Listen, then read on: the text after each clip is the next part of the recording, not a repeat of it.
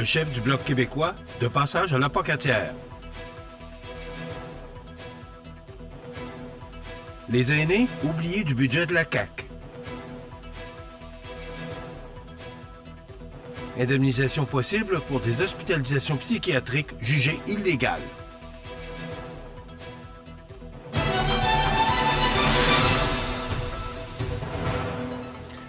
Mardi, premier jour du mois d'avril 2025. Bonjour, mesdames et messieurs, bienvenue à votre bulletin régional de ce mardi sur le réseau de télévision CMA TV. En visite à l'usine d'Alstom à la Pocatière, le chef du Bloc québécois, Yves-François Blanchet, a lancé un appel clair à Ottawa qu'il est temps d'investir massivement dans les infrastructures de transport collectif, et ce, en misant sur l'expertise québécoise. Profitant du contexte économique incertain marqué par une guerre tarifaire menée par Donald Trump et la menace d'une récession, M. Blanchette propose que le gouvernement fédéral double le financement dédié au transport en commun sur 10 ans. Il souhaite également que ce financement inclue un volet spécifique pour l'entretien des infrastructures existantes. Mais, au-delà de l'investissement, le Bloc veut des garanties concrètes pour le Québec. Il entend déposer un projet de loi qui obligerait Ottawa à privilégier les fournisseurs locaux et à maximiser les retombées économiques régionales dans les appels d'offres et les programmes fédéraux, une mesure inspirée du Buy American Act.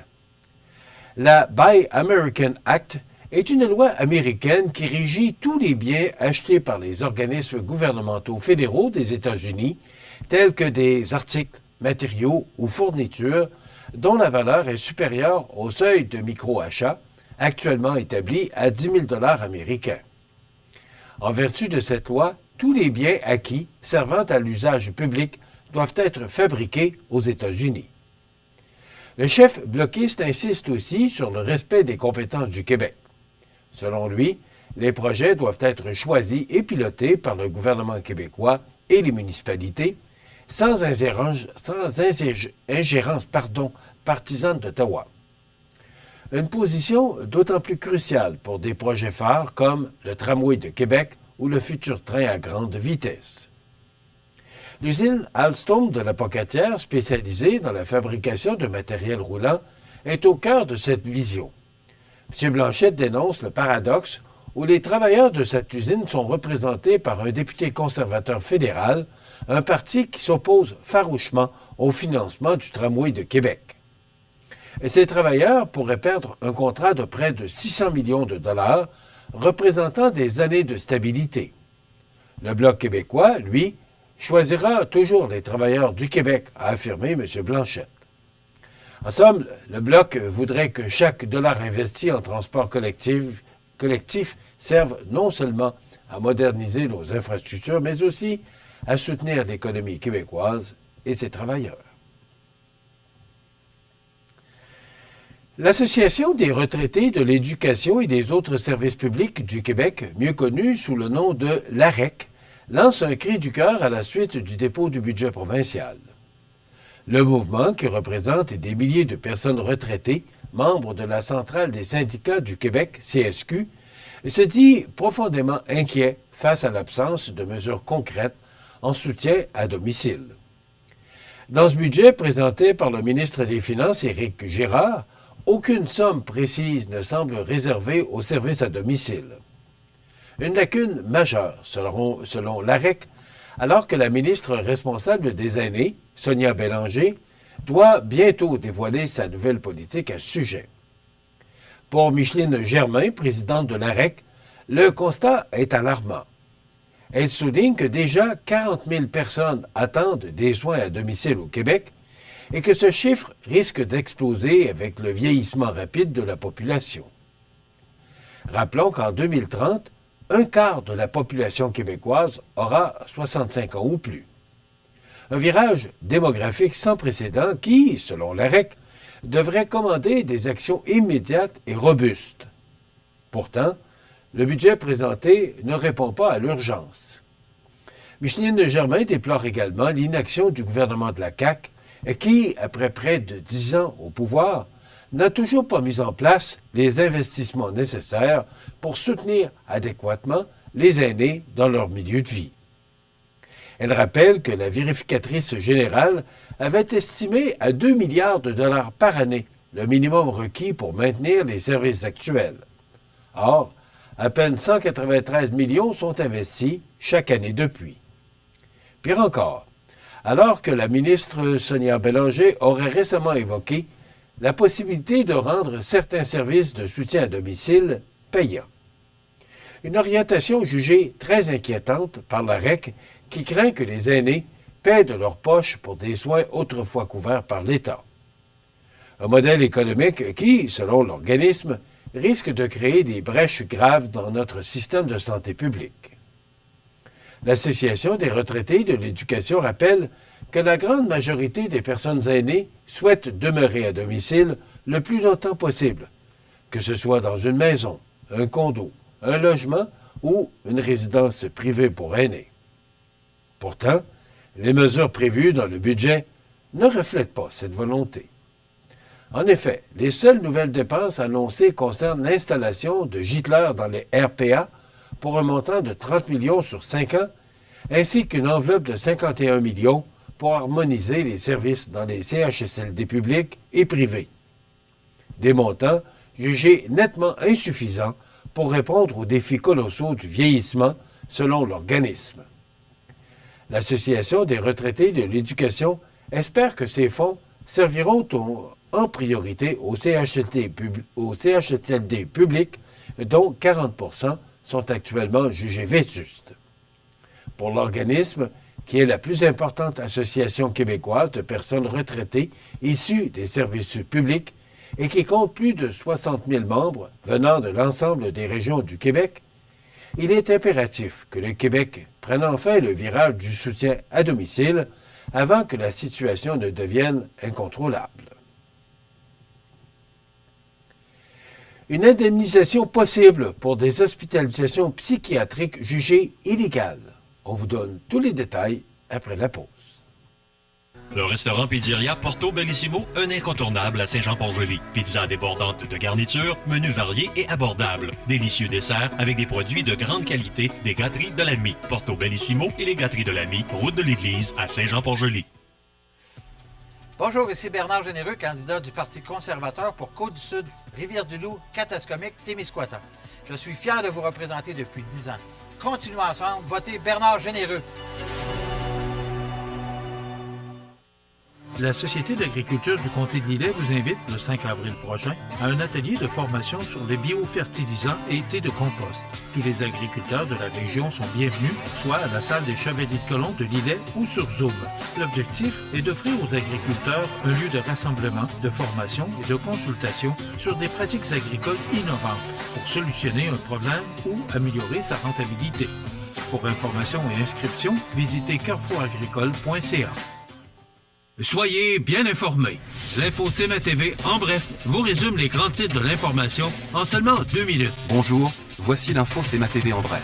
Nouvelle importante dans le monde politique aujourd'hui alors que le ministre de la... L'Info CMA TV, en bref. 2 minutes de nouvelles locales, régionales, nationales, internationales et sportives.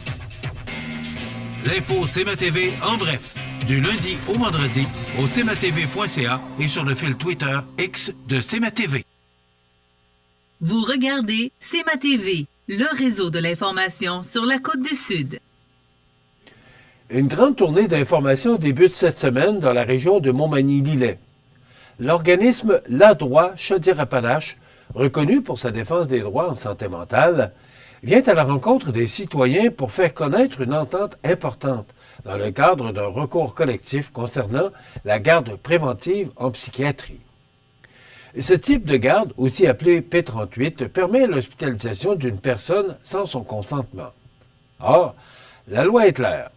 Au-delà de 72 heures, une décision judiciaire est nécessaire pour prolonger cette détention. Pourtant, entre 2015 et 2024, plusieurs personnes auraient été hospitalisées plus longtemps sans autorisation du tribunal. Un recours collectif aurait donc été approuvé pour les personnes concernées.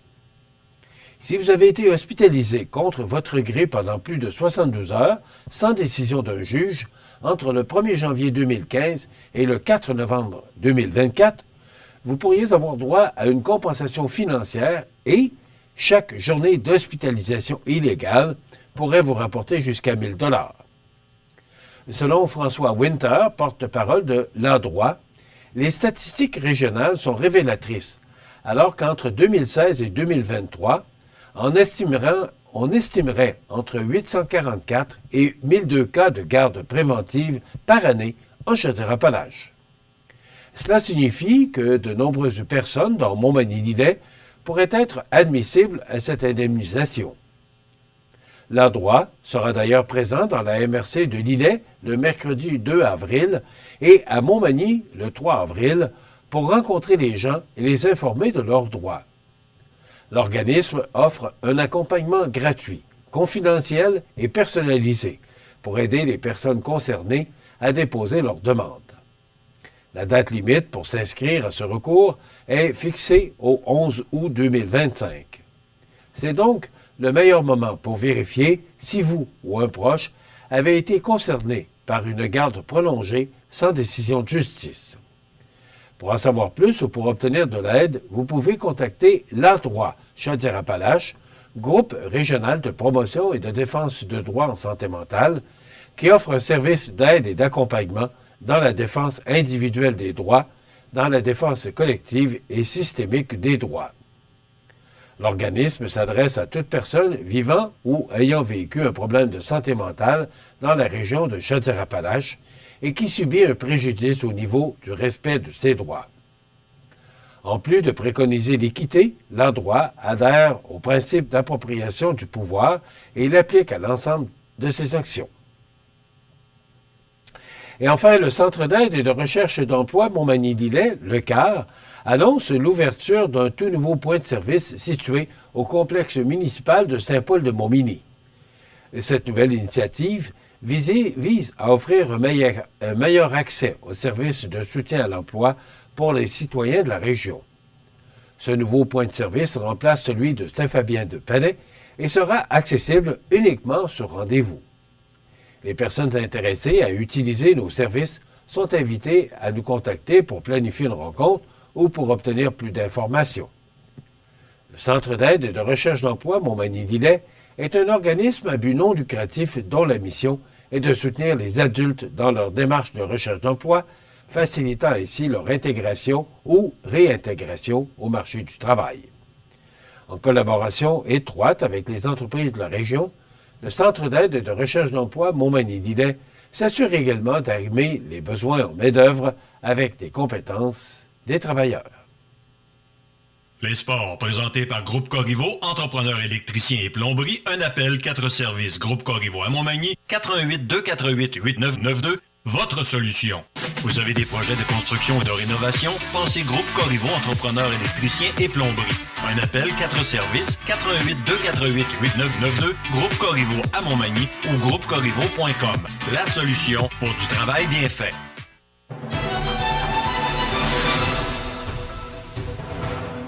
Au sport, le restaurant La Rive remporte le trophée Claude Boulay en 2 matchs contre Hockey-Pneus André Ouellette dans le cadre des séries de la Ligue olympique de Montmagny. Le dernier match de l'année a été marqué par un jeu serré dans lequel le restaurant La Rive a déjoué à 6 reprises le gardien d'Hockey-Pneus. Jusqu'en début de 3e période, seulement un but séparait les deux équipes. Soulignons l'excellente performance d'Olivier Chouinard, qui a réalisé un tour du chapeau dans cette victoire de 6-3, qui met fin à la série de 3 championnats consécutifs du groupe MG. Le meilleur joueur Café Bistrot au coin du monde des séries, avec une fiche de 5 buts et 3 passes en 5 matchs, est Tristan Letourneau-Pelletier. Le meilleur gardien Café Bistrot au coin du monde des séries, avec une moyenne de buts alloués de 2,74 et un taux d'efficacité de 0,916, est Alexandre Croteau. Le comité de la Ligue olympique de Montmagny tenait à féliciter le restaurant La Rive pour sa victoire et Hockey-Pneus pour son parcours jusqu'à la grande finale, tout en remerciant les organisations du groupe MG et d'Armoire Mathurin pour leur participation au cours de la dernière année. Voilà ce qui complète votre bulletin d'actualité en ce premier jour du mois d'avril 2025. Dans un moment, les prévisions de la météo et l'état des routes. Voilà, c'est tout pour l'instant. Bonne journée, mesdames, messieurs. Pour joindre la salle de nouvelles de CMA-TV, nouvelles au pluriel @cmatv.ca ou encore 88 241 13 13 poste 226.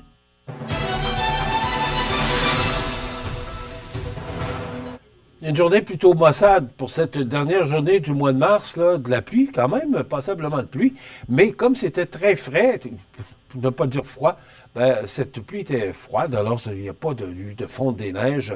Maintenant, si on regarde l'image de satellite, là, ben, ce système nous quitte actuellement pour laisser place à un autre système là, qui va nous atteindre mercredi soir, mais pour l'instant, là, ça se dégage, et d'ailleurs, le dégagement s'est amorcé. Vous voyez là, ce système-là qui s'en va vers l'est et vers le sud-ouest, le sud-est, pardon. On regarde l'image radar, Jean. On vient de la voir, voilà. Ben, il y a encore une petite zone là, de précipitation, mais très faible, du côté nord du fleuve. Maintenant, si on regarde là, pour les prochaines heures, ben là, ça se dégage et on va avoir du soleil pour les prochaines heures, mais ça va demeurer quand même froid pour cette période de l'année. Là. On est quand même aujourd'hui le mois d'avril. Généralement nuageux, vent d'ouest de 20 km avec des rafales à 40, maximum de plus 3. Ce soir et la nuit prochaine, dégagement, vent du nord-ouest de 20 km/h avec un minimum de moins 9 avec le vent. Là, ça pourrait ressembler à moins 17 au cours de la nuit pour un 1er et 2 avril. Demain, mercredi, c'est du soleil, des vents jusqu'à 15 km/h avec un maximum froid et sous les normales de saison de 0. Avec le vent, demain, on pourrait ressentir jusqu'à moins 13. Pour jeudi, neige ou pluie avec un maximum de 2 degrés. Vendredi, nuageux, 60 de probabilité d'averse et un maximum de 5 degrés. Et pour la fin de semaine, pour l'instant, ça s'annonce nuageux pour samedi et de la neige ou de la pluie pour dimanche. Les normales de saison à ce temps-ci de l'année sont de 4 le jour, moins 6 la nuit. Le soleil s'est levé à 6h22 et se couchera à 19h11, heure avancée de l'Est. Il fait actuellement... On va vous donner ça dans quelques instants. Voilà, il fait actuellement 0 à l'extérieur des studios de CMA-TV. Les vents soufflent de direction ouest à 19 km/h. L'humidité est à 68 % et la pression barométrique est à 100,7 kPa. Donc, ça se dégage du soleil. Demain également, mais un nouveau système qui va nous atteindre et devrait rester avec nous jusqu'à dimanche. Mais ça peut changer. On va attendre pour vous donner plus de détails un peu plus tard au cours de la semaine. Maintenant, pour le menu de cette journée du mercredi, cette émission du mardi, du 1er avril, dans un instant, c'est un rêve que caressait Danny Landry du groupe Mallette, qui n'a rien à voir avec la comptabilité. C'est une soirée de musique pour donner une chance à de nouveaux talents. Donc, il viendra nous parler là, de cette expérience qu'il vivra le 26 avril prochain. Et la mi-carême avait lieu dans la semaine du 10 au 16 mars à l'île aux Grues. Alors, Edith Rousseau, qui s'occupe principalement du marketing et du tourisme sur l'île aux Grues, viendra nous parler de cette fête du mi-carême qui a été vraiment un succès à l'île aux Grues. Il y aura la chronique La Pouponnière et bien sûr, on parlera d'actualité. Donc, c'est le menu qu'on vous propose. Il y aura les avis de décès en fin d'émission. Voilà ce menu qu'on vous propose de ce mardi, premier jour du mois d'avril. Attention aux poissons d'avril aujourd'hui et soyez sur vos gardes. Voilà. Je vous souhaite donc une excellente émission à notre antenne.